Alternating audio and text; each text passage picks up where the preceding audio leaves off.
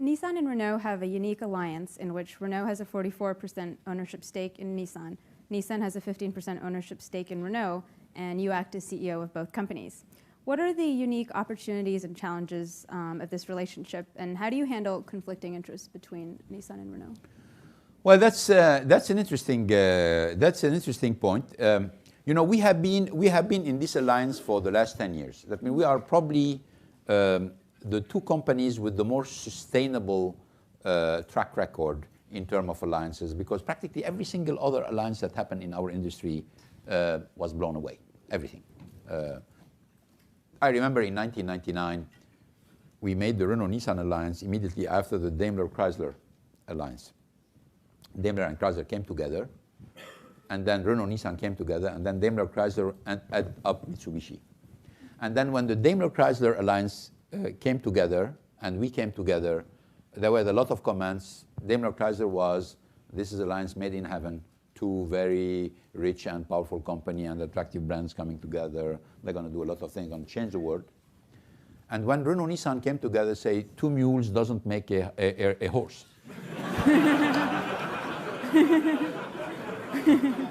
Wall Street Journal, 1999, I have all the track records, all the media, everything. Okay? Nobody talk about this, but we have everything there. Okay. The two mules started to work, and then the two beautiful people started to work, and at the end of the day, after 10 years, Daimler, Chrysler, Mitsubishi, you know the story, and we're still there. Which means that it's better to be a mule than a horse in the car industry. More resistant to the shocks and to the problem. This is due to the fact that we had a very pragmatic approach. No grandiose scheme of, you know, we're two different and we're going to be one, and all the decisions are going to be taken from one place, and we're going to have a super holding company. It doesn't work. It doesn't work. We took the alliance as a marriage between two people. Okay? When two people marry, I mean, I know probably some of you are not, but those who have some experience in marriage, nobody wants to become the other. You know, if my wife was telling me we're going to become one, but how about you become like me? I'm not sure I'm going to be very motivated. Exactly, and the reverse, same thing. You know, I'm not going to ask her that.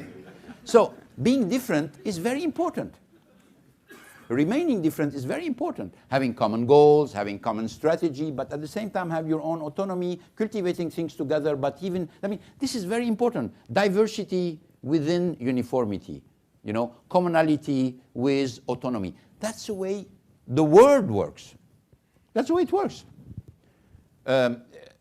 So in a certain way, we try to inspire ourselves from the basic institution of human being, of humankind, by saying we need to make sure that, you know, even for the sake of business sense, we do not violate common sense or human common sense. We need always to maintain the cap. And frankly, the result has been that even though there have been a lot of pressure on me to try to say, why don't you make a merger between the two companies and you don't, you know, get one team, etc.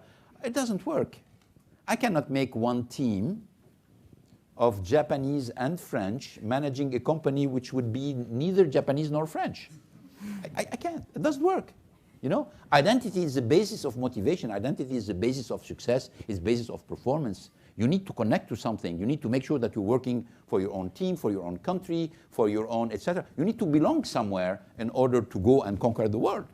If you don't know why you're doing this, you're going to lose your motivation. So we have been following this very pragmatic approach. Obviously, there have been a lot of conflicts. There have been a lot of difference. But every time came back to this common sense about, you know, if there is no win-win, we don't do it.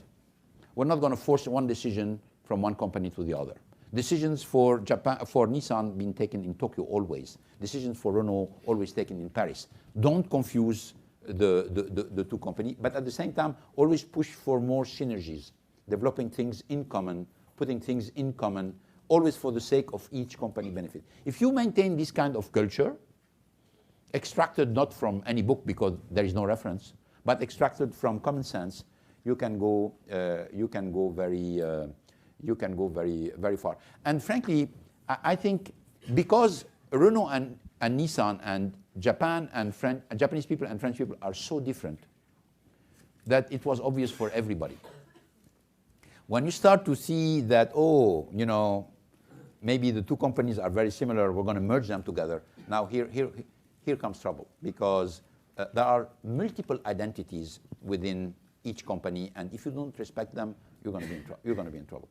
That's why there was absolutely no merger which worked in the car industry. All of them are being sold or collapsed.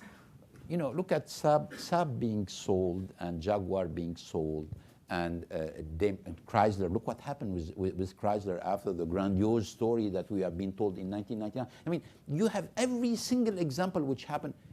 It was not respected, and it was not respected because it was violating common sense. We are the only survivor in this, and that's why people say, why? Well, it's a question of time.